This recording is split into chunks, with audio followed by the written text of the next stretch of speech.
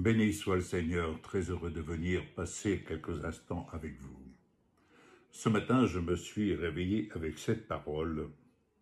Je puis tout par celui qui me fortifie. Parole que nous trouvons dans l'Épître aux Philippiens, chapitre 4, verset 13, si je ne m'abuse. Oui, verset 13. Je puis tout, dit Paul, par celui qui me fortifie. L'apôtre Paul exprime ici cette parole, tandis qu'il traversait une période où il était face à des besoins. Je me souviens, c'est une anecdote que je parlais très récemment avec un compagnon d'œuvre, de la mission où nous avons fait notre formation, où le Seigneur nous avait placés pour marcher et travailler à la suite d'un ministère. Et pour ma part, le Seigneur, lorsque le temps fut venu, il m'envoya pour être chauffeur d'un camion avec chapiteau.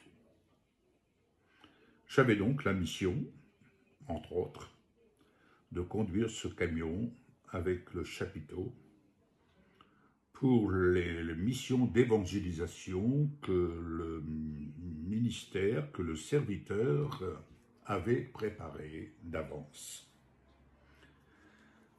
Et nous voilà partis pour une tournée en France, en Belgique. Et lorsque nous sommes arrivés dans la ville de Toulon, je me suis aperçu, en décrochant la remorque du chapiteau, je me suis aperçu que le crochet d'attelage, l'axe, ne rentrait plus correctement dans la partie de cet attelage et que l'axe était légèrement tordu. C'est dire que, logiquement, je ne pouvais plus me servir de ce crochet d'attelage qui risquait de céder à un moment donné. Mais ce n'était que le début de la tournée engagée par le serviteur de Dieu. Je me suis trouvé devant deux choix. Le premier, c'est d'aller vers le serviteur de Dieu et de lui dire « Écoutez, voilà, nous sommes en panne, il faut changer le crochet d'attelage parce que nous risquons de perdre la remorque en cours de route. »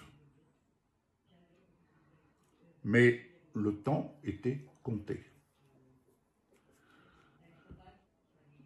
Et de Toulon, nous devions ensuite remonter sur Vichy et de Vichy sur l'Alsace. C'est dire un trajet d'environ minimum 1000 km. Et ensuite revenir sur Vichy. Donc un trajet de 1700 km environ. Mais j'ai pris la décision de mettre ma foi, cette foi qui reposait sur le fait « je puis tout par celui qui me fortifie ». J'ai donc pris la décision de poursuivre la route. Et inutile de vous dire que j'ai conduit avec une grande souplesse, si je puis dire, en évitant des à-coups. Et le crochet d'attelage a tenu jusqu'en Alsace. Et j'observais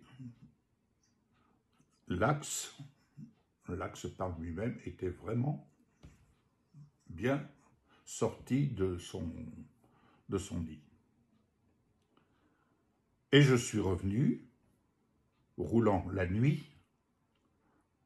Après les réunions, nous démontions le chapiteau et on allait plus loin dans une autre ville. Et donc, la première partie de cette mission terminée, nous sommes revenus et j'ai pris le camion, je suis revenu jusqu'à Vichy et je vais remettre le camion et la remorque sur son lieu de parking. Et lorsque j'ai eu garé la remorque, je mets le frein de parking du camion et il y a un petit à-coup qui s'effectue et j'entends ling ling ling. La flèche de la remorque était décrochée de son crochet d'attelage. L'axe venait de se briser. Je raconte ça, certains diront, mais c'est insensé. Oui, ça je vous l'accorde, sur le plan raisonnement, c'est insensé. Risquer d'aller provoquer un accident, tous les scénarios que vous pouvez imaginer, je vous l'accorde. Mais c'est là que la foi rentre en ligne de compte.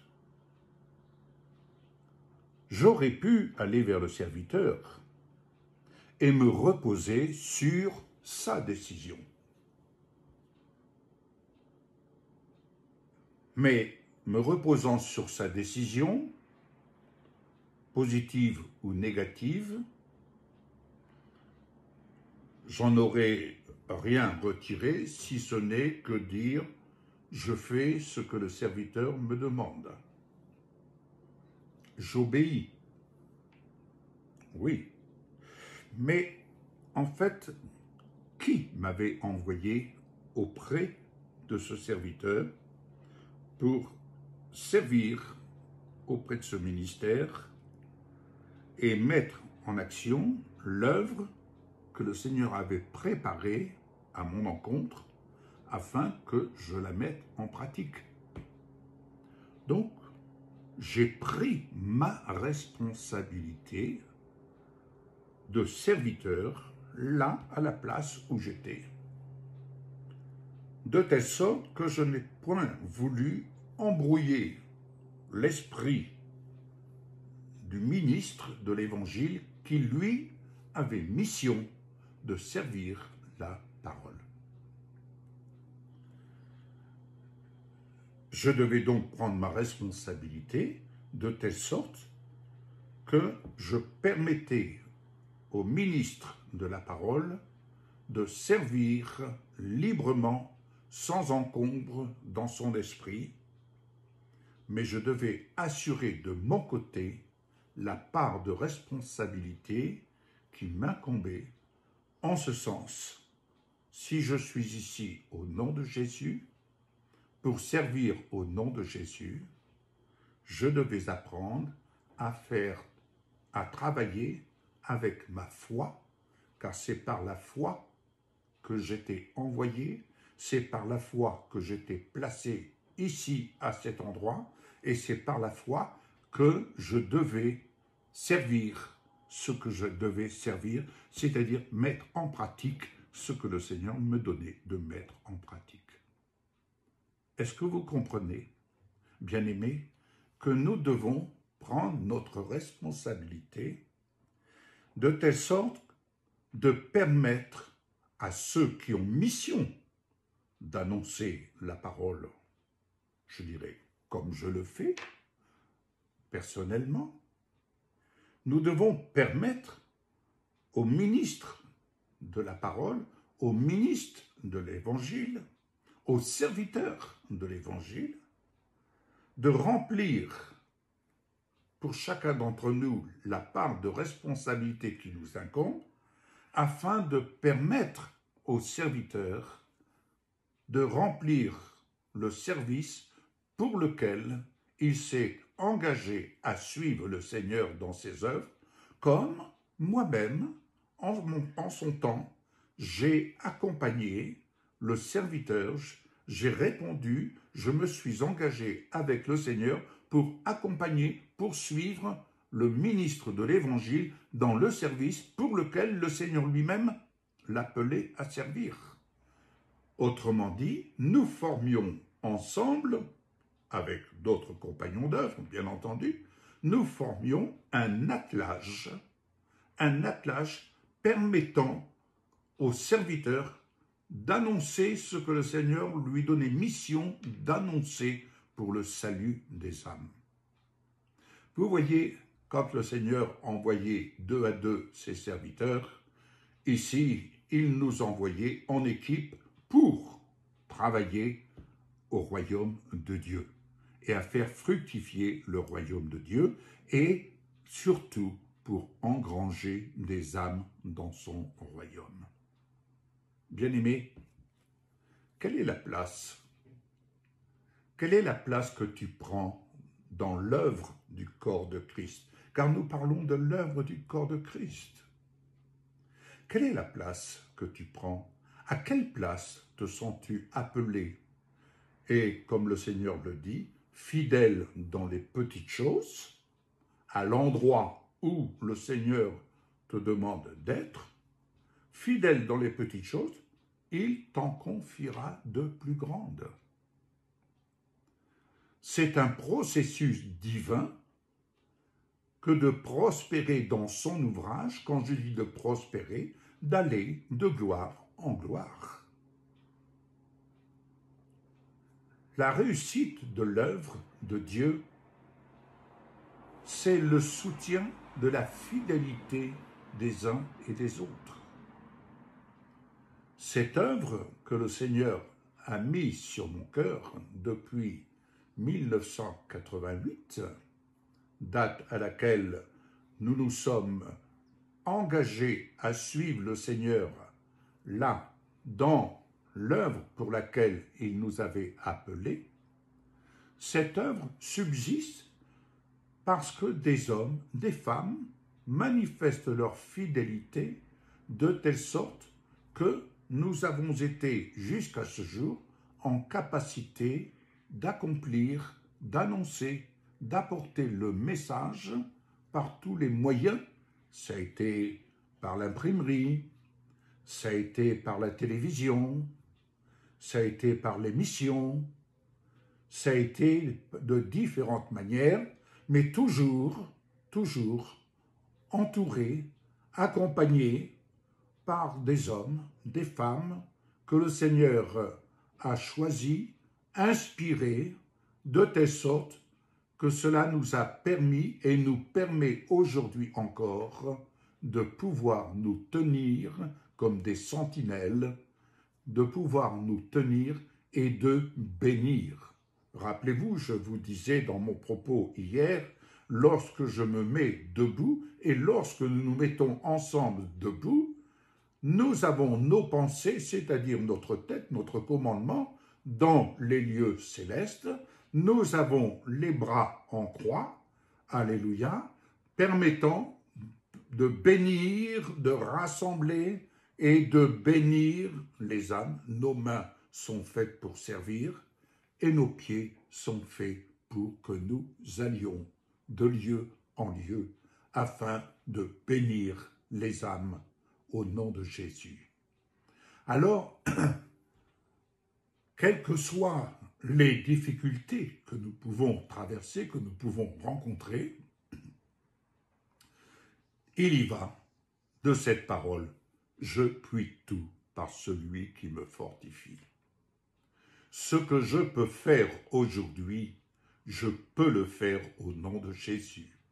Et je le fais au nom de Jésus. Quoi que je puisse traverser les épreuves comme tant d'autres peuvent traverser, mais dans toutes les épreuves que nous pourrions avoir à traverser, nous ne devons pas oublier une chose, je puis tout par celui qui me fortifie.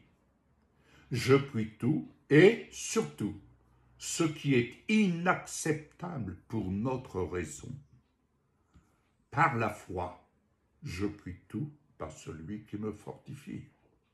Ce qui est inacceptable pour le commun des mortels devient possible à Dieu, et c'est là son œuvre, ce n'est pas notre œuvre.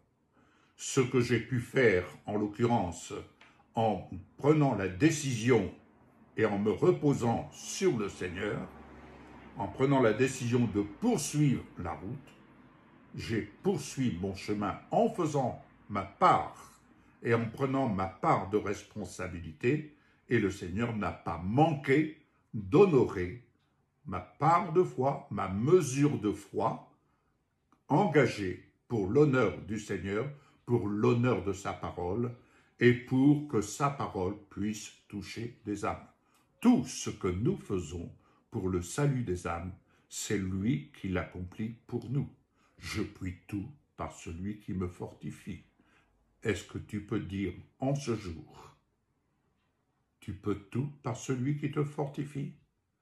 À partir de là où tu es, tu peux tout par celui qui te fortifie.